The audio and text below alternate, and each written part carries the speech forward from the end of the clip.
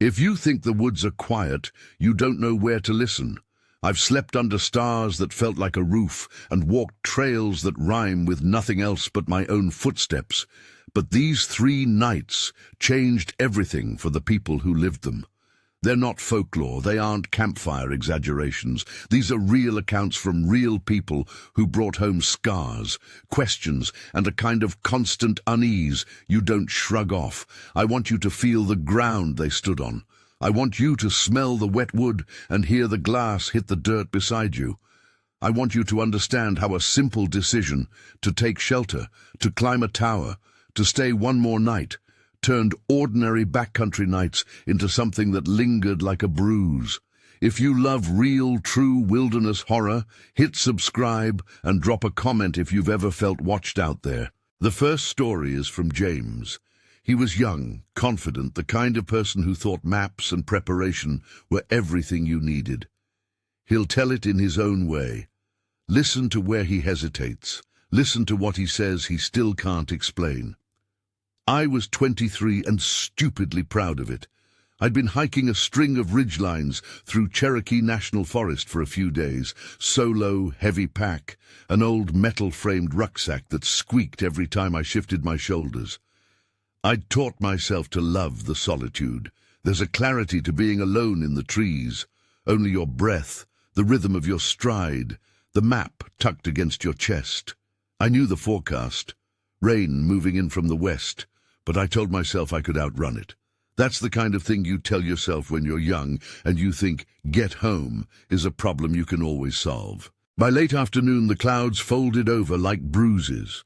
The trail that had been a cheerful ribbon of dirt turned into a greasy, slick thread. The map said cabins dotted the valleys, old hunters' cabins mostly, so I kept my eyes on contour lines and decided that if the rain hit hard, I'd find shelter. I found something sooner than I should have.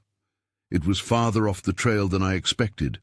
A squat, low cabin pressed into a little hollow where runoff clung to the roots of black locusts. Someone had nailed a porch together years ago and not bothered to paint it again. The roof sagged in places. The chimney was half collapsed and filled with soft, wet leaves. No smoke, no signs of life. Perfect if you wanted solitude. Terrible if you wanted someone to notice you. I pushed at the door and it stuck, the tongue swollen from rain and not remembering how to slide. The metal handle tasted like cold iron under my palm. I managed the latch and the door opened with a groan. Inside was a single room, one bed frame, a table with a rust-stained can, a lantern on its side. The air smelled like damp wool and old ash, like something had slept there not long ago and then left in a hurry.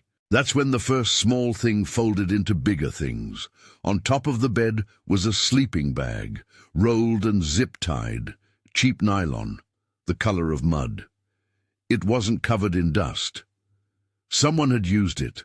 The window, the one that looked over the porch, had screws that weren't rusty and looked freshly turned. There were marks across the wooden frame, thin, repeated gouges that might have been nails or a finger pulling at wood. I couldn't tell. On the outside, the door had a bracket, an extra piece of metal bolted to the frame in a way that didn't make sense until I saw it close up. You could slide a padlock over it from the outside and lock the door. But once it was locked, there was no way to open that padlock from inside. You'd have to be let out, or you'd have to break something. I told myself I was being dramatic. Maybe someone had been staying there and had to run. Maybe it was a hunter who came back later. The storm came faster than I wanted. Rain hit the tin roof, the sound like a swarm of small fists. The porch sagged with water. I left my pack inside and sat on the bed with my headlamp dimmed, listening. The room felt small enough that any noise became an accusation. My phone didn't get signal, of course. There was only the rain and the occasional drip from the eaves. Around midnight, the weird started leveling up. At first, it was a soft thump, once like someone dropping a log. But then another and another, running in a curious, irregular rhythm around the cabin. It wasn't the kind of sound a deer makes or a branch might. It felt intentional. I stood up and walked the room, heart building a beat I could feel in my teeth. "Who's out there?" I said, more to steady myself than because I expected an answer. The rain muffled everything, but my voice seemed obscene in that small room. Nothing answered. Then something pressed against the door. You know how a big animal might lean into a stall and put its weight against wood. This was like that. Pressure spread across the surface. It took a few seconds for my mind to settle on what I was feeling. It was being pushed. The frame creaked. The padlock bracket clinked against the metal as the pressure shifted. I moved toward the window. Someone or something was working around the cabin, testing it. In the pale cone of my headlamp, I could see fingerprints smudging the glass. Damp, recent. My first rational thought was that it could be a prank. People do stupid things. It could be hunters. It could be a kid with a flashlight. But the prints were human-sized and deliberate. Enough of those small things stacked up, and my stomach clenched the way your throat tenses when you can't decide whether to call for help or run. I told myself I would leave. I started pulling my pack onto my shoulders. We plan exits in our heads when fear bites. We rehearse the idea of bolting. That's sometimes what keeps a person alive, because it's easier to act when you already have a plan. I zipped my pack and moved toward the door. The floor under my boots squealed wet and old, and then the glass in the window shattered. It wasn't the soft patter of a falling branch. It was a clean, quick explosion, like a second of lightning made from sound. Wood splintered. A hot wind of rain and smoke and something else, acrid chemical, the smell of heated paint, hit me. I turned to the doorway, and for a beat everything was noise. The rain, the crackle, the thump of my own pulse. A hand, no, a shape, slammed through the broken frame, and something flung itself into the room. Heat licked my face like a physical thing. What followed is messy in my head. I don't spell it out easy, because when you're hit with both confusion and pain, memories pile up like half-burned paper. I remember the sound of the fire taking. First a small insectile pop, then the way the light moved, greedy and sudden, as if something had lit a wick inside the cabin itself. I remember falling, the wooden floor splintering beneath me. I remember being pinned, and I remember the rain, how the water turned to steam where it hit the embers, and how my shirt stuck to me like someone trying to keep me from moving. I got away. I shouldn't have. I tore out through a side window. There was a section of the wall already loosened, and rolled into wet leaf litter. My pack had been in the doorway. The padlock bracket on the outside was bent. There were scorch marks around where the fire had eaten at the wood. I made it into the trees, and then I ran until my legs would no longer carry me. I didn't stop until my lungs burned, and the forest swallowed me in a way that was both protective and indifferent. I woke up in a hospital bed with burns where my shirt had been wet and caught. My forearms and neck were raw. The skin was blistered and hot, the kind of pain that sits under the bone. They cleaned me and stitched what needed stitching, and I remember the nurse asking 100 questions I couldn't answer. Who had been with me? Had I been drinking? Did I have any enemies? The first rational thing people asked, were there signs of forced entry? Had been complicated by the blaze. The cabin was a charred shell when the responders finally got to it. The metal bracket was twisted, and the window had been smashed from the inside and out. The cops were polite. They took statements. They said it looked like an accident or a bad camping fire. They asked about my mental health too, as if being alone could mean imagination runs wild. They didn't seem to listen to the part about the padlock bracket or the sleeping bag, or the way something had pushed on the door. Maybe they did, and filed it under no leads. Maybe they thought I was a kid making a story to cover a night of drinking and trouble. I met the questions with the truth as I knew it. I told them I hadn't been drinking. I told them I'd found the sleeping bag. I told them about the sounds, the pressure on the door, the way the window shattered like a shout. They wrote things in their forms and gave me a folder and said, "You're lucky to be alive." Lucky. The word doesn't fit the way it gets used in rooms with fluorescent lights. Lucky is a small thing. I left the hospital with a chart of care instructions and a numbness that would take months to fade.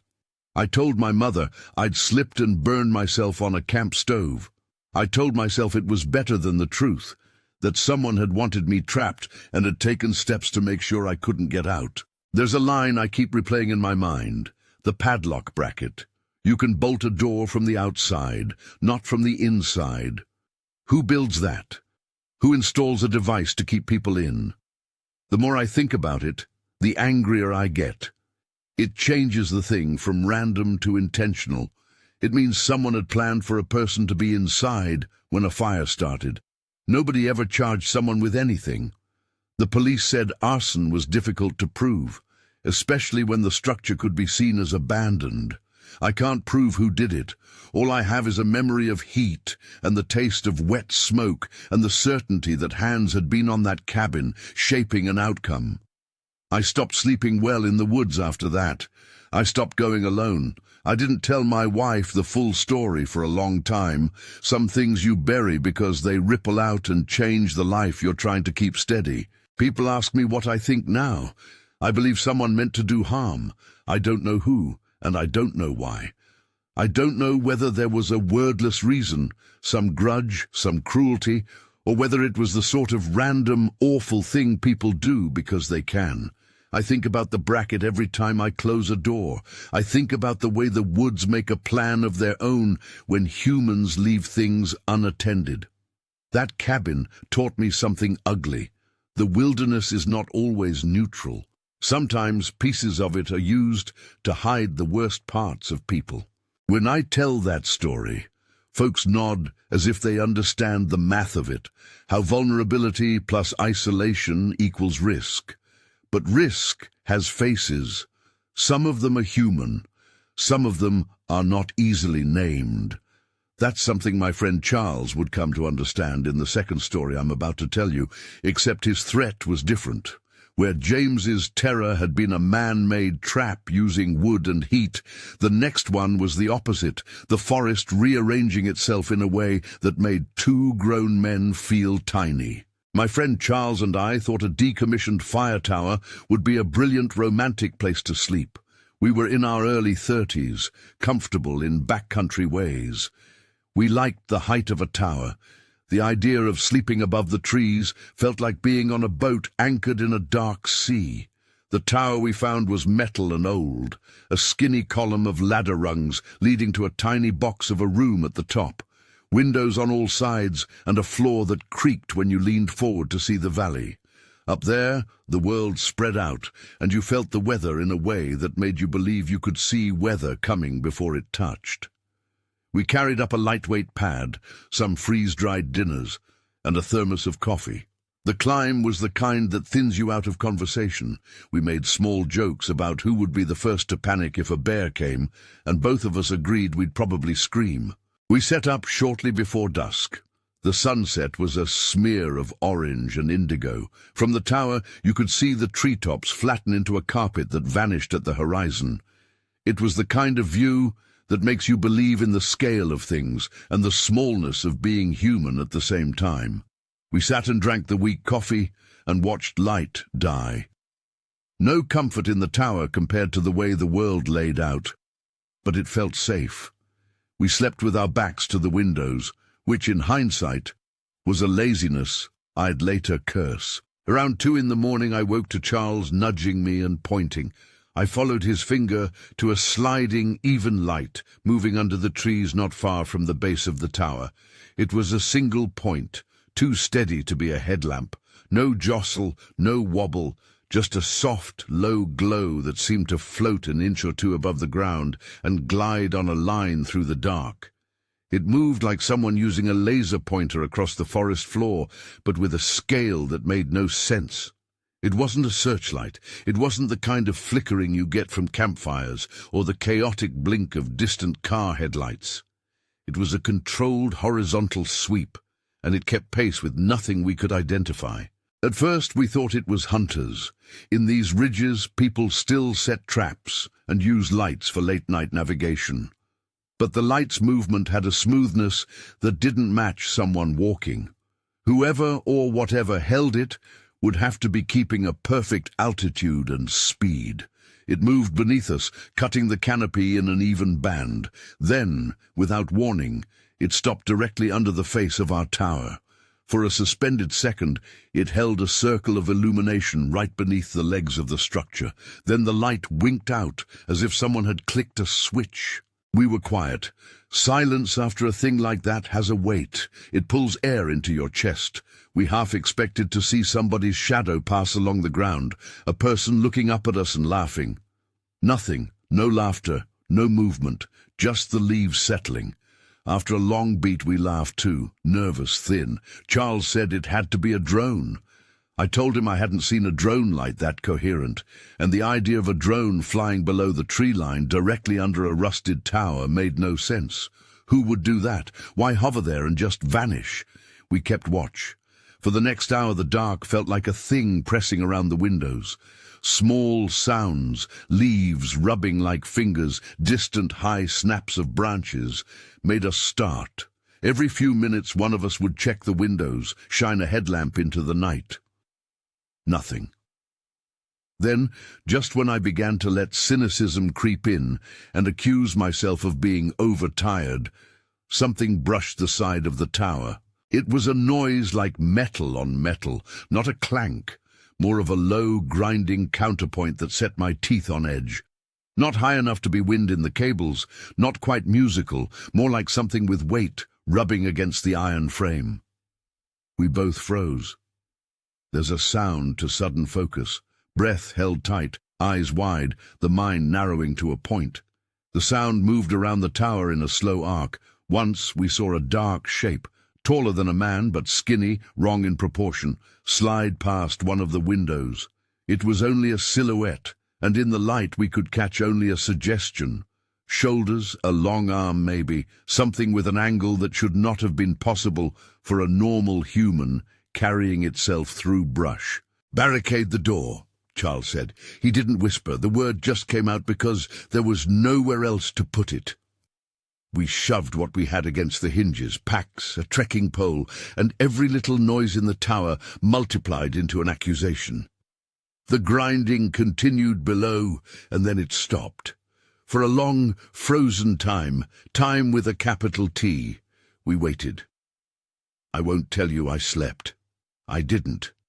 We kept watch until the eastern edge of the sky, whitening into something as thin as tissue paper. That's when the next strange thing happened. The door that we had bolted with our arms and packs was ajar. The latch had not been closed. The pack straps were strewn. The world under our feet had rearranged itself while we kept vigil. We climbed down as light was growing in the trees, and the valley below was a watercolor about to bleed into full color. My legs trembled going down the ladder, the kind of tremble that has a memory of terror inside it. When we reached the bottom, the air was clean and wild, but the staircase, a stretch of metal steps that led to a lower platform, had a section completely missing.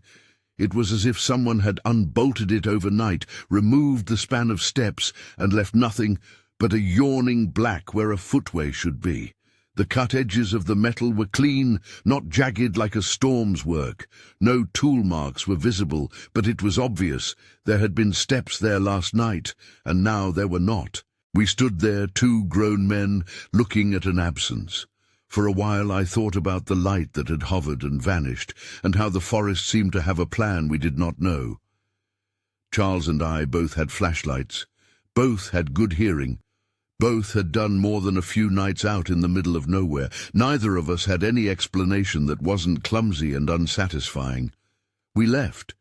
We didn't look back until we were a good distance down the service road, and the image that stuck with me was the way the tower, once a proud stick in the air, looked smaller, vulnerable somehow, and the way the woods around it seemed to hold a posture.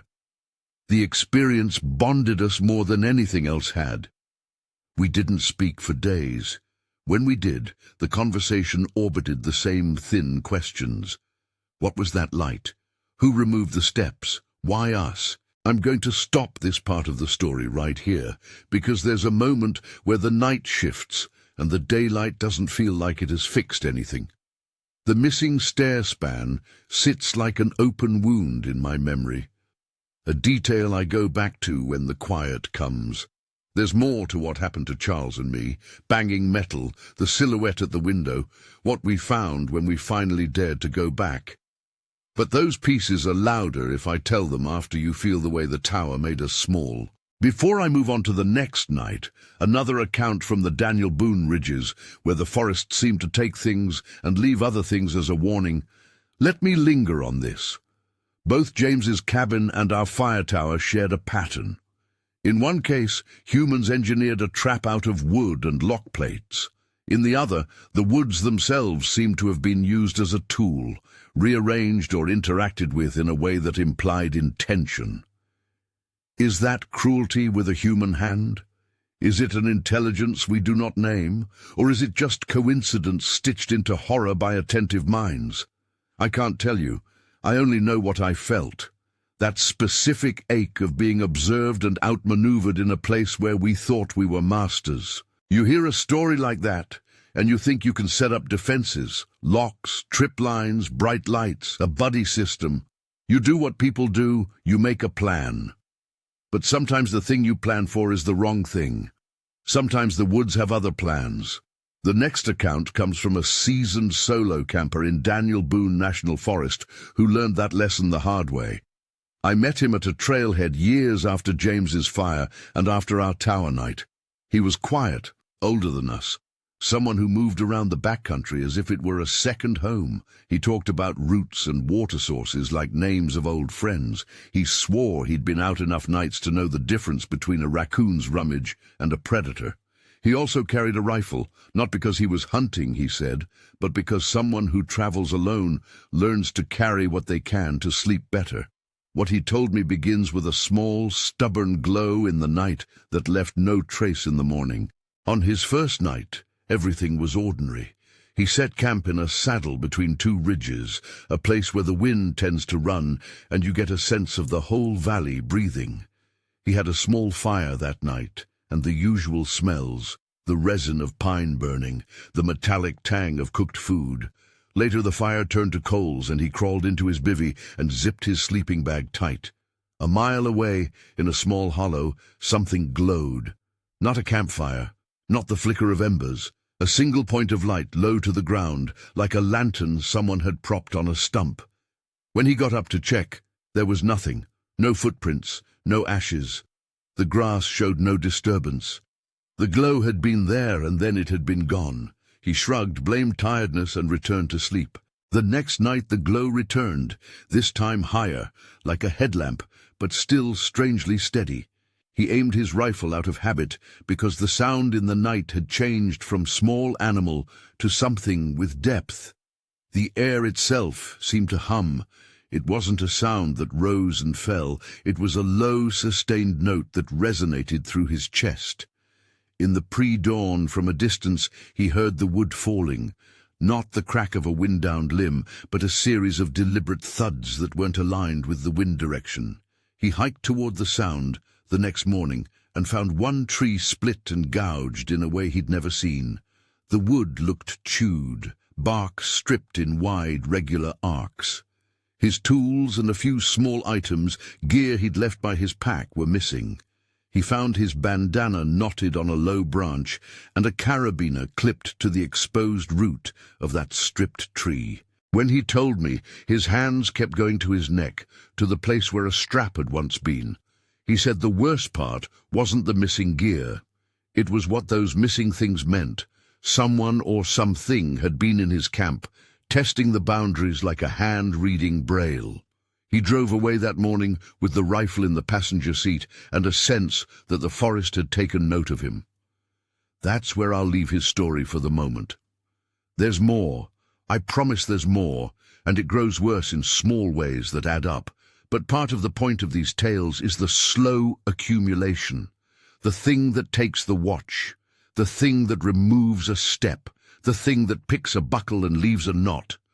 These are incremental violences. They are also, cruelly, the sort of things that are easy to dismiss, like a neighbor's car making a noise or a sudden gust of wind. So far you've heard three beginnings, three ways the woods turned ordinary decisions into long memories.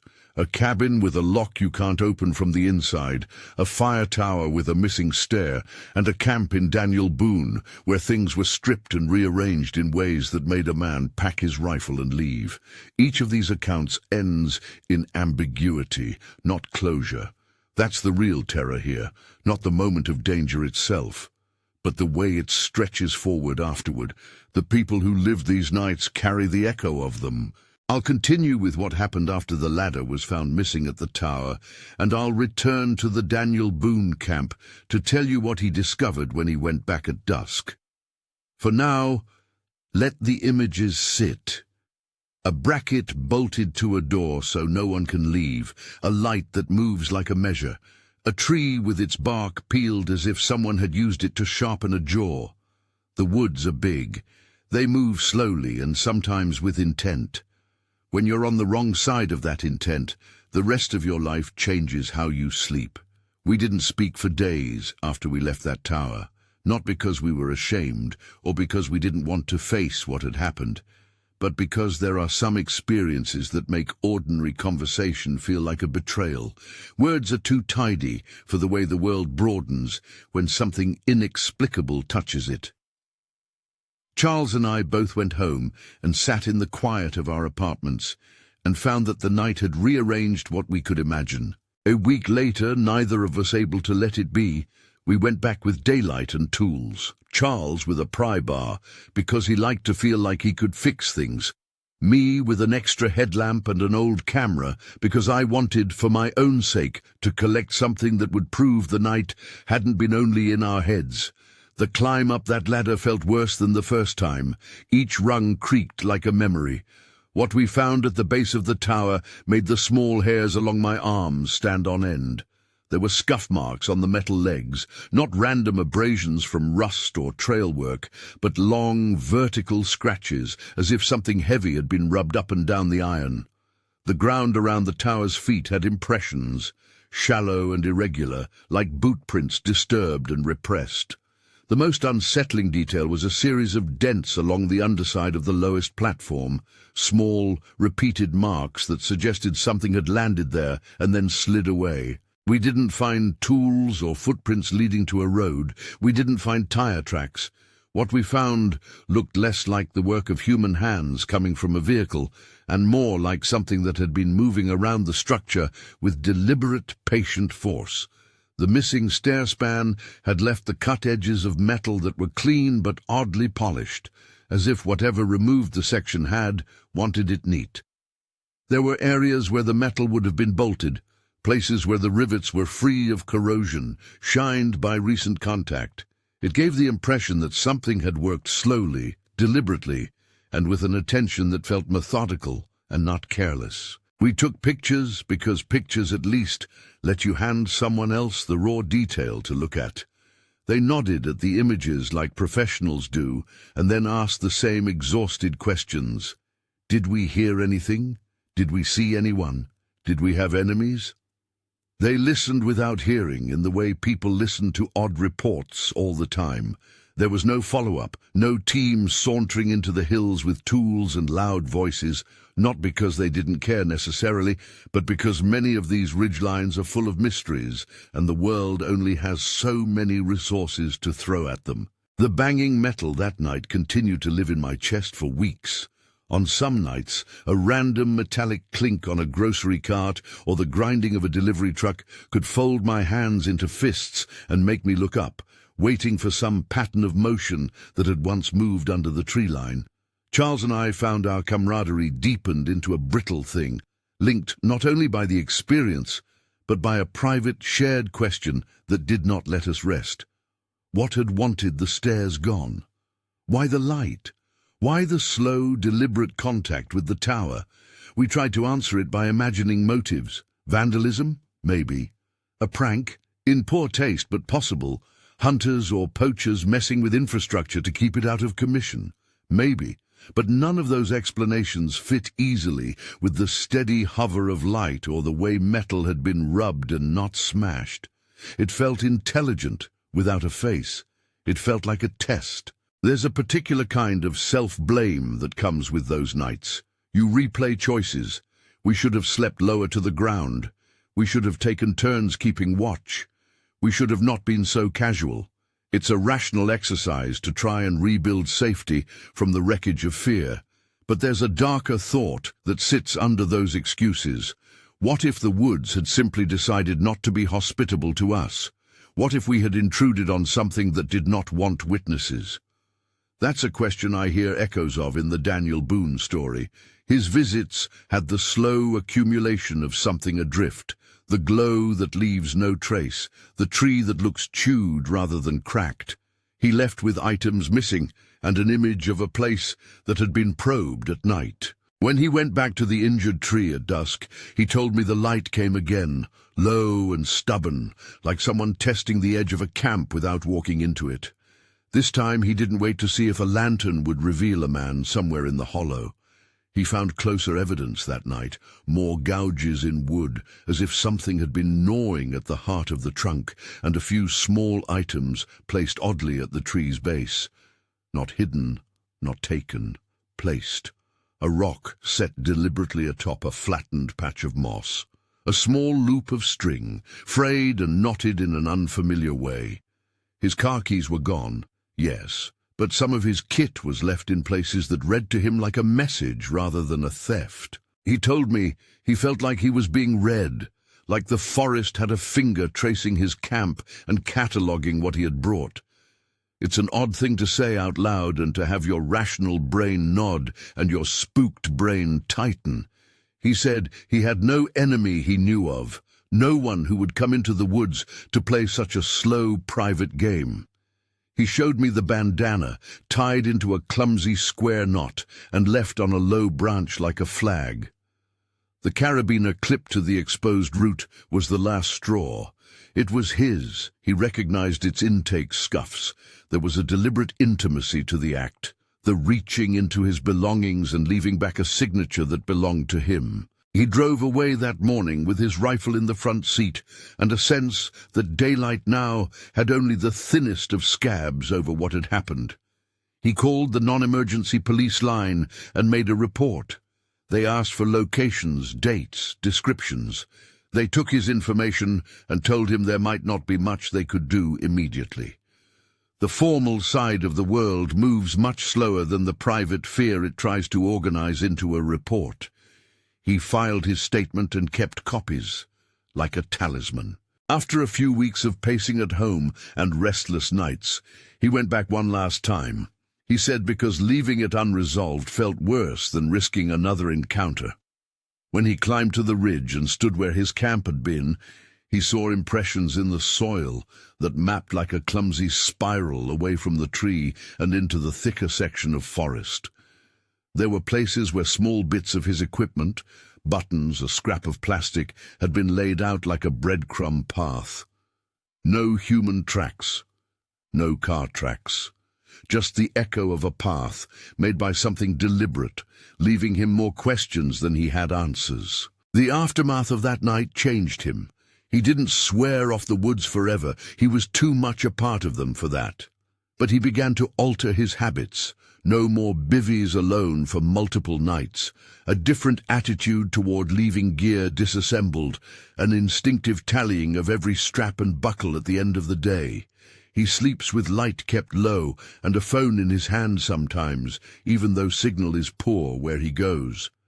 He told me the strangest lingering thing was not the loss of gear, but the knowledge that someone or something had been intimate with his camp and had chosen to leave some of his stuff as if to show they had been there.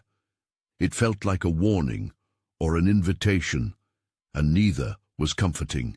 These three tales, the cabin that burned with a padlock bracket outside the door, the tower with a section of stair removed and light that hovered beneath, the Daniel Boone camp with gouged wood and personal items rearranged, share a thread that is less about blunt violence and more about the erosion of certainty. They tell the same lesson with different instruments. Small choices in isolated places can become traps. The landscape itself can be used against you, and sometimes the thing that threatens is not a single person, but a sequence of small actions that add up to terror. When the facts are stripped down to their simplest lines, each account grows doubt like moss on stone. James's cabin could be dismissed as an abandoned structure and an accidental fire. But the bracket, the recent sleeping bag, the pressure on the door complicate that tidy explanation.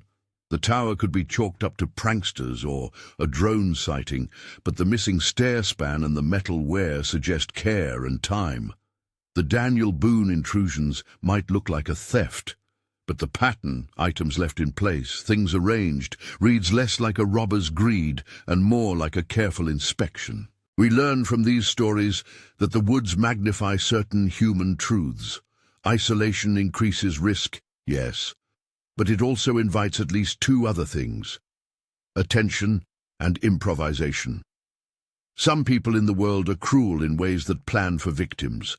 Some behaviors in the woods, removing a stair span, bolting a bracket only operable from outside, making a slow pass with a light under a tower, are calculated to unsettle, to remove options. And then there's the possibility that the woods themselves, in the way their shapes and sounds and small animals reorder around human presence, can appear intentional even when there is no human hand behind it. The ambiguity sits in the crevice between those possibilities and refuses to let us sleep without tallying our doors. There are small after-effects these nights leave that are practical and immediate. James, who once laughed at the idea of going with another person as a safety measure, never went back out alone. He stopped telling the full truth at first, not because he was ashamed, but because some things were too private to untangle without reopening a wound. Charles and I learned to carry a different kind of humility on the trail. We didn't mock the idea of being careful anymore. The Daniel Boone camper still goes out, but his repertoire changed. More light, more checks, a paranoia that lives like a second skin. There's also the emotional currency, a constancy of unease. It sits at the edges of life like old oak pollen in early spring.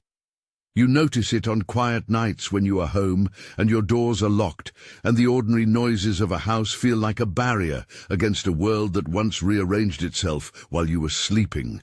It's in the way you close a car door and glance at the trees you pass. It's in the way you keep your keys in your hand just a beat longer when you walk to your front step. These are not dramatic changes. They are small adaptations that creep up and stay. I've told people these stories at bar counters and on trailheads and in living rooms. Different audiences respond in different ways. Some ask practical questions. What part of the cabin was the bracket on? Did James have a map? Because they need to catalogue risk. Others go quiet and stare into the distance, the same look you get when you look at a distant ridge and try to imagine what moves in the spaces between trunks. Some are outraged. Why don't authorities do more? Why is our backcountry treated like a place where strange things can happen without consequences? Those are valid reactions. But they are also a kind of attempt to resolve the unresolved, to make the story a problem with a logistical solution rather than a bruise that takes a long time to fade. I want to leave you with moments from each night that have stayed with me.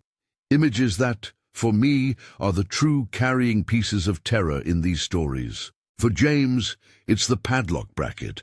The mental image of a device engineered to lock someone inside is small and mundane until you imagine being on the wrong side of it. Flame coming for you. That bracket is a testimony to intent in the middle of a place we teach ourselves is neutral. The woods themselves become a tool in someone's plan. For Charles and me, it's the hovering light that crawled beneath the canopy and stopped exactly under the tower. We could have accepted a drone explanation if not for the rest. The scratched metal, the missing stair span. The light was the prelude. It was the first note in a sequence that ended with absence and a slow, deliberate rearrangement of what we thought was safe. For the Daniel Boone camper, it's the bandana tied on a branch and his carabiner clipped to a root. Those gestures are almost petty, like someone pointing and saying quietly, "I was here." Except when they happen to you, they read as ownership. It's a message made not with words, but with small, intimate acts. We live now with those images. They inform choices. They feel like warnings, and maybe they are. Or maybe they are random acts folded into pattern by human minds that seek cause even where cause resists being named. Either way, there's an education in the fear they produced. Respect for the dark, yes, but also an awareness that absolute control in the wild is a false comfort. You can be prepared, you can be competent, you can shoulder a rifle or pack extra rope, but there are variables you cannot design for when the rest of the world is large and quiet and sometimes, disturbingly, attentive. The last thing I'll tell you is this. A friend of mine who works as a volunteer for a backcountry rescue outfit once said something that stuck. He told me that people who spend nights in the wild learn a vocabulary of small voices, the way an animal calls its mate, the breath of wind through a particular notch, the creak of a certain old cabin. Most of those voices are harmless. Some are a warning. A few are plain wrong. The terrible thing is when the voice is right enough to make you act and wrong enough to leave you without answers. I try not to end on a flourish. These stories don't end with a neat chord. They end in long echoes. If you go into the woods, let these nights be a teacher. Shut your doors the way you can. Travel with a partner when it makes sense, and pay attention to the small, repeated details. A bracket bolted oddly, a light moving too smoothly, a tree with bark peeled clean. They are the only clues we get when something decides to use the landscape as a tool. One more small image before I go. Sometimes when the air is thin and the trees are black and a car headlight passes on a distant road, I see a light move between trunks, and I think of the 3 nights I've told you. Sometimes the light is a car, sometimes it's a headlamp, sometimes it's nothing at all. But sometimes, just sometimes, that light seems to pause and hang at an impossible height and then wink out. I suppose I could tell you what that means. I won't. I don't know. If these stories unsettled you, give the video a like and subscribe for more real deep woods accounts. If you've ever had a night that you can't explain in the backcountry, leave it in the comments. Respectful, detailed, and without unproven conclusions. These nights taught us that the woods keep their own counsel, and maybe talking about them is how we learn to listen.